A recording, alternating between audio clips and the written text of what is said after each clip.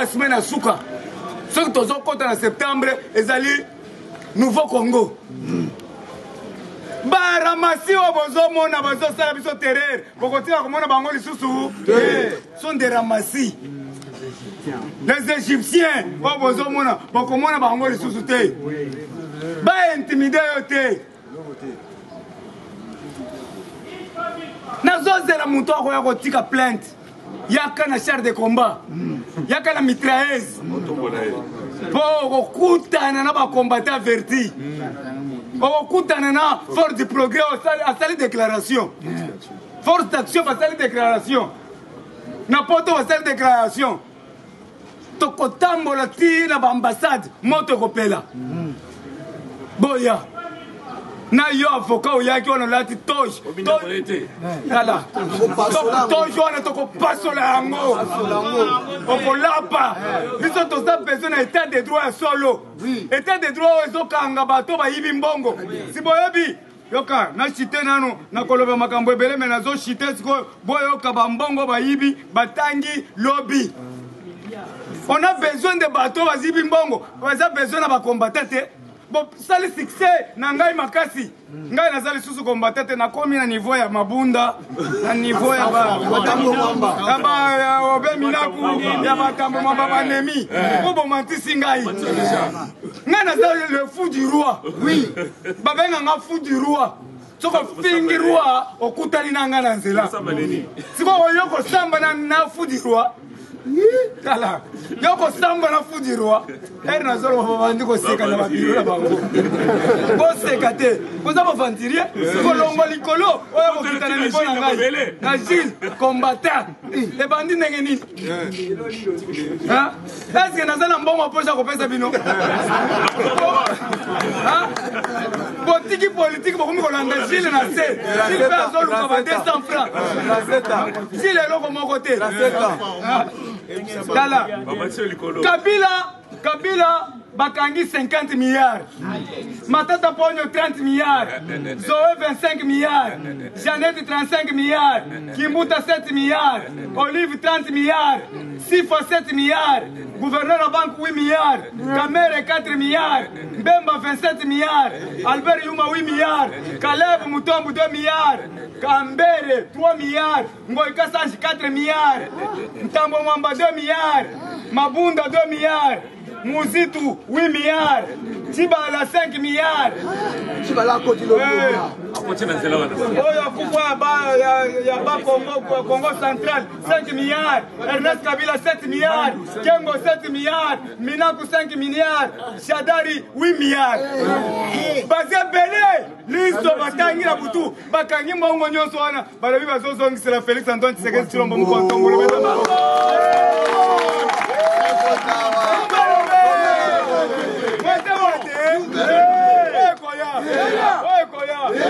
Ndeko, bakangi mbongo nyonso wana tokolia bien. Fatibe.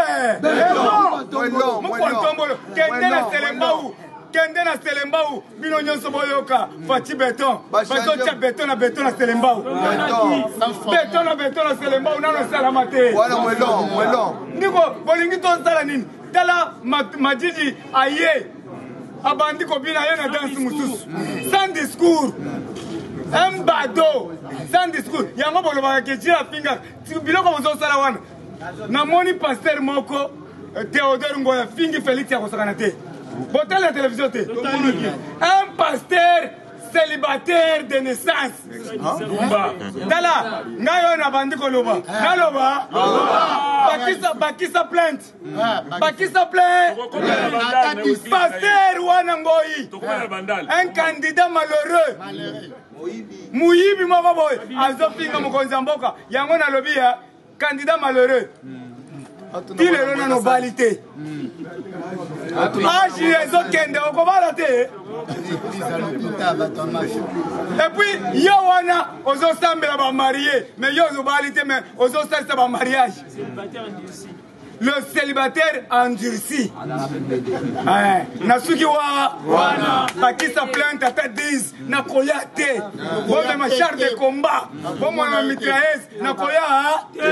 Bon convocation. Bon kende kontika la Félix parce que ngana sali défense contre Mukwanto Ngolo. Une institution, bon finge institution. Si on a sali kaka défense. Oya ko telemela ngai. Yo nan. To bozaki na bachar de combat. Kalev bazo benga tout puissant. Na banga binote bazo banga nzambe. Azo tambola na photo. So boliki linga peti oyo bokomona. Nazo leka boy. Carré leva. Bonjour, bonjour. So comme on est linga jilo o kanga. Lumba lumbe. Moite. Baluki ngai ba lever na massa sinon so ba échouer. Ba utiliser ba to bazo tellement na ciment. Ba utiliser maman. Maman aussi sur $200. Maman Mouika. Ba utiliser maman Mouika. Ba utiliser maman Mouika a tellement sur côté. Maman Mouika bengi ngai na Willery. On a $200. Ba benga na Willery mes chers amis. Mais ba échouer ngai. Ba lobi tala minani tozo kanga yo. Yo kanga ngai yo nani.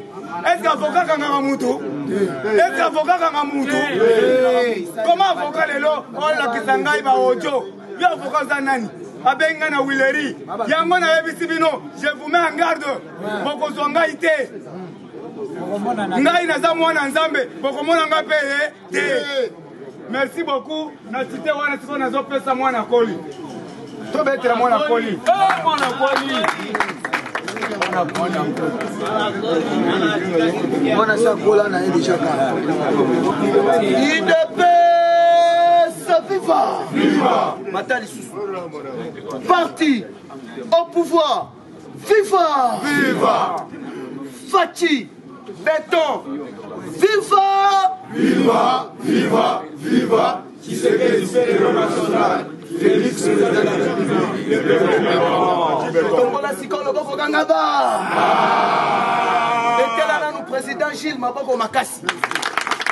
Mutu atamoko akotika na ko intimider biso. Tolo bate. Awanga na zo yebisa yo mukolo ya lobi abeshole na oya catholique na Kabila eloko moko. Azo lukanini Kabila na Robert Ouabaza na posa bakutana na chef de l'État. Fachi aboya rata salini. Awa na minito na zo ebisa yo ke non mkono moko akole. Abolela. FBI ya lo barata salini. Sénat américain lo barata salini. Tolo bate. IDPS viva. Viva. Politique est comme elle. Politique est comme Chile. Madi di manque de discours. Merci. Yo ozol obandaki koloba ke ba juge wana ya cour constitutionnelle basalaka ba kabiliste. Facha longoli bango azongisi ba juge musu. Au juste yo fayu lubit na yo ezalini. IDPS viva. Parti au pouvoir viva. Yango omonaki Jean-Pierre Mbemba na Katumbi baboyi ko kende biloko wana. Awa ndenge toloba na bino ba ti lukwebo na Salomon Escadela conseiller ya Katumbi na Belgique. Tobi Misa. To Panza. Tombola lo ngaba. Fatime. Beton. To ebisa rabino keno mwana yanko ya Zalinko. Ngoi. Yo mwana yanko yi abota meme. Awa sikoyoka. L'heure yaba élection.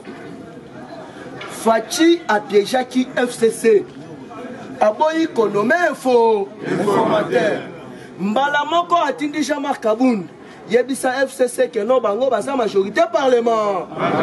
FCC babina raté basalini. Deuxième piège. Anoma Ilunkamba.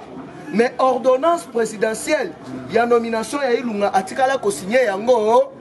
Awa na minito na zo ebisa yo que non coalition abu. Il faut ba nommer informateur yasi. Yango moni Kabila komi kolela ande. Ba kutana na Fachibe. Facha ebise na kube. Nabo. Tombola loboko ganga ba.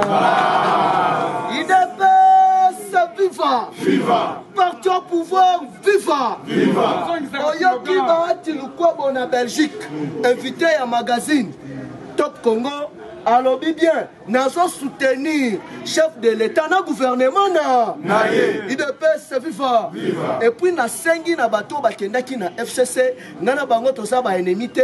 Porte ya AFDC allié ezali polé oyo akolinga aya asala nini awa nazoyebisa yo Steve Mikai IDPS viva tombola loboko kangaba Steve Mikai na minute oyo nazoyebisa yo epa maman morte alingi aya adere na ide na minute oyo okoya kosala ni tombola loboko kangaba Fatime Kabila Kaya Fayuluze awa siko yoka le Sénat américain balobi il faut ba identifier ba congolais nyoso et puis identification ko banda ko salema ndenge nini ba identifier biso après 5 ans ba bandeli lisusu ida ba ye bato ya mortalité ba ye bato ya ba nouveau-né donc chaque 5 ans ba ko banda ko sala identification IDPS viva siko balobi boy Fachi azana mandat azana na mission yango oyoki basali ba investigation et pas ya FBI parce que boyoka ki communiqué ya ba Sénat na Congrès américain basangani parce que lobby challenger to rival ya Donald Trump o babengi na kombo Joe Biden asalaki point de presse IDPS viva awa je vous dis à bientôt Janine Mabundu Mugama parce que a dépensé $500,000 américains pour la rekende consulter cabinet ya lobbying il y a ancien conseiller en matière de sécurité il y a Donald Trump au babengi John Bolton parce que abengana kaye IDPS viva pour ça la bango lobbying bazala écarté na makambu ya blanchissement d'argent alors que la politique des États-Unis est embolaka na Congrès donc Congrès ils en étaient assemblée nationale na bango na Sénat américain va se mettre d'accord Joe Biden a lobby boy biso États-Unis tous a toujours la même idéologie IDPS viva parce que tous tozo lukasiko toza na posa to investir en Afrique ce qui est la Chine est comme puissant parce que bayaki ko investir na Afrique alors que idée on a yakoya ko investir en Afrique et ça là qui idée manquant conçue par le Japon et les États-Unis depuis 1992 IDPS viva tout Joe Biden a lobby boy ceux qui trompent Abimi président, Dieu merci. Mais ceux qui est Abimi président, à continuer toujours dans la même politique, il y a Afrique, IDPS viva. Il y a qu'à soutenir la République démocratique du Congo. Parce qu'il y a des personnes de l'humanité. IDPS viva. Parce qu'il y a des minutes ensemble les Canadiens pour lutter contre le blanchissement d'argent. Awasiko Yoka.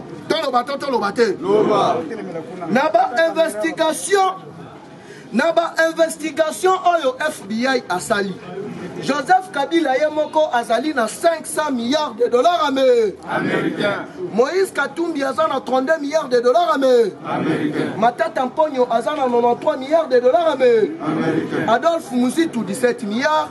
Tango Fort 12 milliards, Jeannette Kabila 12 milliards, Maker Mwango 10 milliards, Zoé Kabila 7 milliards, Emmanuel Chadari 7 milliards, Henri Mova 7 milliards, Massang Moulondo 13 milliards, Henri Yav 12 milliards, André Kimuta 6 milliards, Olive Lembe 20 milliards, Vital Kamere 9 milliards, Bochab 6 milliards, Kengo Andondo 3 milliards, Richard Nawej 10 milliards, John Numbi 5 milliards, Nemi Mwilanya 8 milliards, Obe Minaku 8 milliards, Janine Mabundu 11 milliards, Tolobato. IDPS viva. Sikoyo mbongo nyoso wana na minito yo muko ntombolo umukama. Tombola loboko kangaba. Kaka ba investigation ya FBI. Papa fachaza yanza. Budget ya présidence ezalaka par an. 200 millions de dollars. Mais chose grave, Fachi a sali déjà une année avec à peu près 5 mois.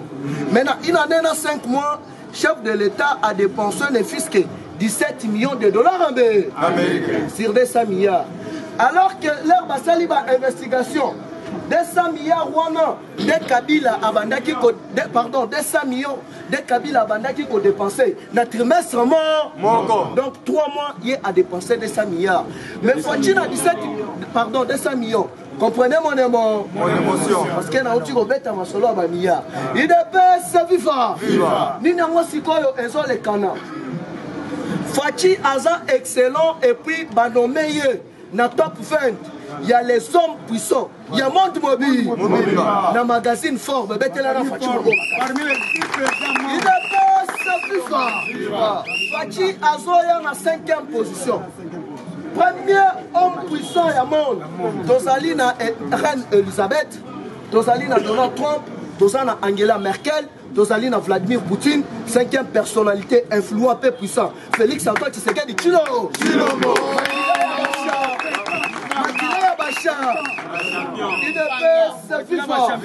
Parti au pouvoir, viva. Awana soye bisabino, Alexis Tambo Mwambanabel, Chikou Moukama, Bakanga passeport diplomatique te basalini. Dernier saliwana, IDPS viva. Parti au pouvoir, viva. Omoni IDPS et ça parti moroboé et tambolara toujours na esprit. Yo l'air aux oyana ba carte na yo caché yeba que non IDPS ezali pyramide ra IDPS c'est viva babiso bakanga biso tokota ba makala parce que toyiba te mais ezali parce que tobandaki ko litélé tobandaki ko bundela fréquence IDPS c'est viva awa siko yoka politique comme elengi mukolo ya lobi nde 90 officiers o bakendaka formation na niveau ya Chine.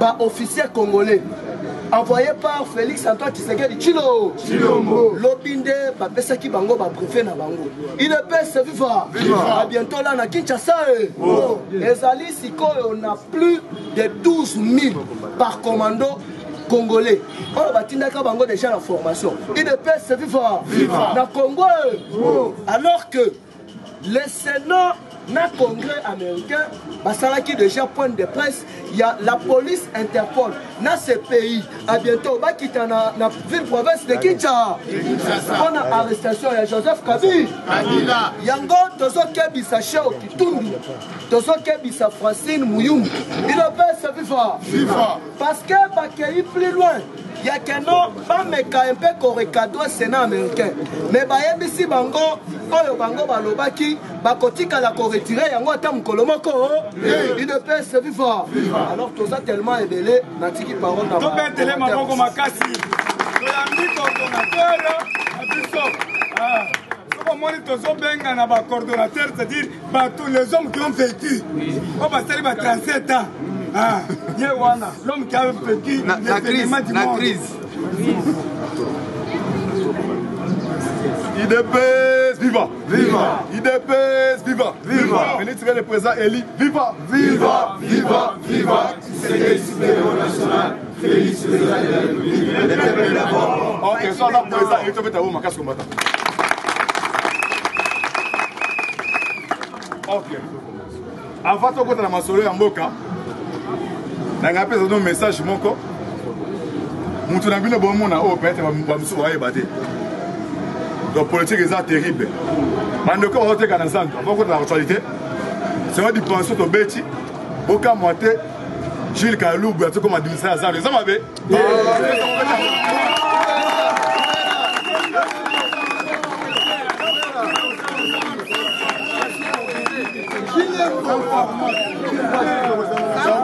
Nous avons une autorité. En tous les bisous, tu as vu non. Tu as remarqué que tu as voté dans la zone. Tu as voté dans le syndicat. Tu as des ça va porter à la présidence. Tu as voté dans la zone, tu as voté dans la zone. Au combo, les psychosali. Tu as un bon moment encore. Tu as dit Zandou, Gilles Kaloubi, tu as dit on est en train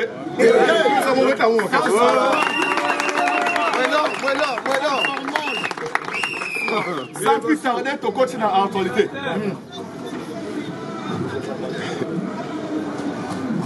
Jeannette a planifié coup d'état dans le Coréen. On a éliminé Tchul Tshisekedi. Mais ça a déjoué. Non, la bataille, la bataille. On a comment pas l'état des deux bateaux, on va filmer après ça. Non, bêta.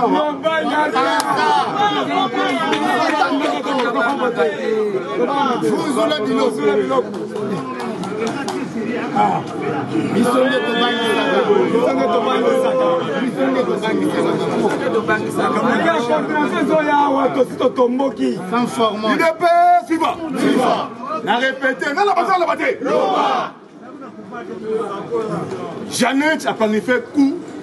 Na ba Corée boye beza de jouer ndenge nini. Na novembre ya année oyo président siga ko t'arriver aux États-Unis. Soit président a réalisé Donald Trump. Ba yo remarqué Joe Biden. Moi si naé azala ba relation makasi na Jeannette. Vous comprenez ça mon to kende. Aza pa mama likolo makasi. Na tout la bataille. Mais au niveau département États-Unis, muto yo ba meke bazo ke la mbingi makasi eza muto modi kembe. Na la bataille. Hier fallu na outi États-Unis à comprendre moni bon mon ça se passer na Mali.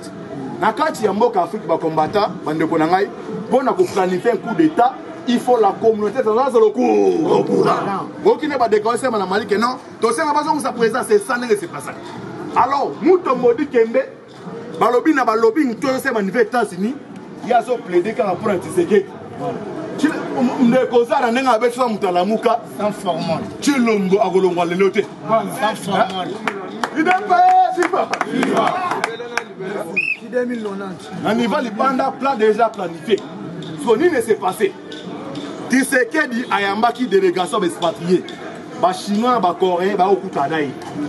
Balaki se ba accord oyo Kabila sina bango bande ko mboko batekaki yango.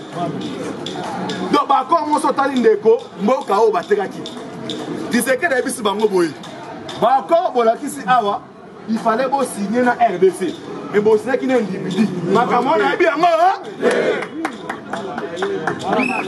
Bitumbe bandi wana. Il faut te monter tous les plans. Si on a qu'à éliminer, tout éliminer. Ma soeur est bêta miop. Calève Moutombe. Bon, quelle information avec la présence de Baïsa Nova Chinois. Dimanche passé, on a tenu à Kima. Et bah, pêcher, on va vivre. Mais ça fait si bah, comme on a retrouvé la frontière et tout. Moutoko Bima. Voilà. Bah, planifier coup. Donc, le 19 janvier 2017, président Corée du Sud, Corée du Nord, pardon, a dépêché les deux mercenaires à Bolanda bien.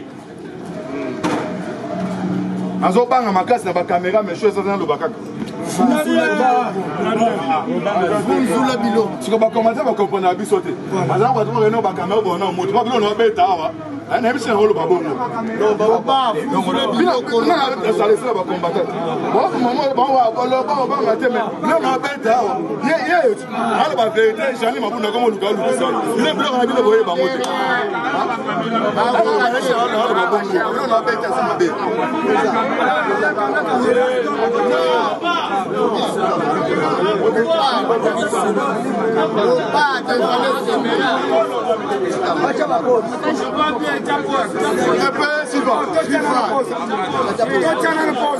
Merci beaucoup. D'accord, Tchana nous pose parce que elle beaucoup fongola. Ma personne qui sont matière à ma casse.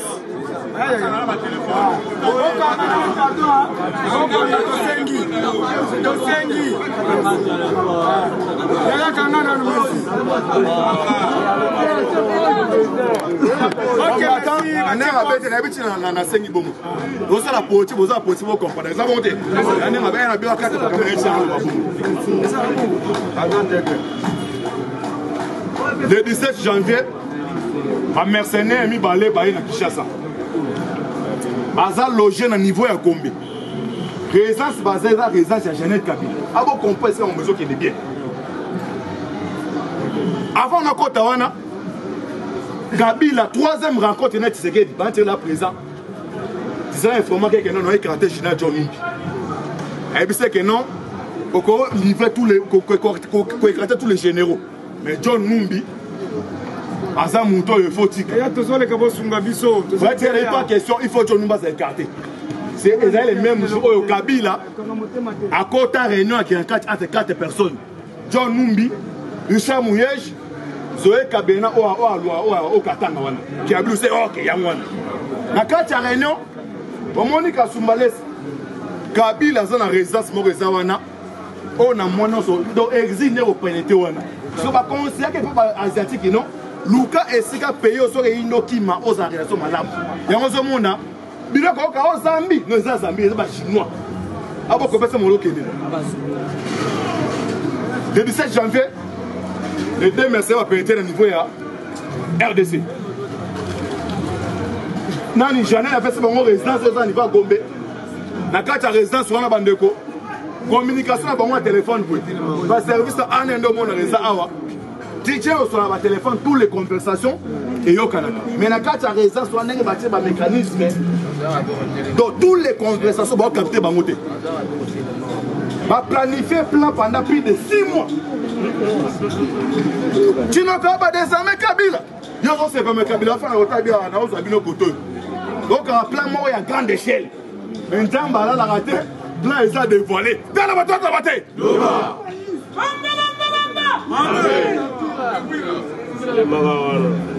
Première rencontre, dans 2019, c'est le pouvoir. Bah, il y a beaucoup de présents les deux mercenaires. Bazali na bespaté musu ba chinois ba yekuta na présent kena toye awa donc to evento ko collaborer na RDC les présidents sont informés mais à travers ambassade des États ça de toutes les façons tous les ambassades ça niveau monde baza wa maleto ba tia wana ba servira tous les communications président monde desika ba seke biwana baza wa mercenaires on a bien préparé mais à la veille action ba nyati bango. Et bandeko caméra au monde éviter caméra azali très très dangereux parce que kobima OK fréquence ya présidence mutapé ça va pas de faire kaimbi et ça éviter caméra très donc président nazaki wana ko kapele insert dans les noyaux donc caméra zaki wana donc en temps réel pour la communication ka besoin de communication ya libanda na kati o libanda balo travailler dans Mossad ou Israël. So Mossad États-Unis baboto la pas ya Kabila. Baboto on a sommet à IPAC. Au fait ça qui est une vétance, ni caméra ça de toutes les façons empêcher sommet wana. fait ça comme kuna ba c'est non. Kabila ça contre la Mossad. Parce qu'il y a des informations en temps réel. Tu sais que non on les va comprendre individu. Bon c'est na RDC baboto ni Kabila Mossad. Soit c'est un interlocuteur moko. Vous comprenez, on comprend les Sandegri. Non, la bataille. Interlocuteur, qui moi encore, ils ont dit à Camer. So Camer est dans écarté. Or que la carte c'est le Makala. Tu sais que Atia caméra cachée ou escrivera toutes les conversations Camer. Oh que ma révélation aille na Kabound. Le Kabound a ébissé. So si nous ça va plan tout dans le téléphone, on appelle laisser Malibanda. Ah, ça va téléphone, puis il va 2 heures, 4 heures du temps. Quand on sait que je suis directeur à la prison Makala, il faut avoir votre téléphone. Donc la mère est très très dangereuse. Quand on va planifier, ce qu'on mentionne bébé Ndegenine. Et bébé pas Benoît Lwamba. Benoît Lwamba, Kabila ben ici, on a une vague qui est en 4. Avec un petit secret, moi le septembre. Avant comme le 15 septembre, nous collons le là. La bataille. Plein de bétami déjà, plein de bétami. Un niveau États-Unis va déterminer avant septembre. Il ne faut pas s'achever, parce qu'il y a un Kabila. Ce qu'on ne peut pas comprendre, bien, mais tous les cartouches. Tu sais qu'ils ont contrôlé l'armée à 70%.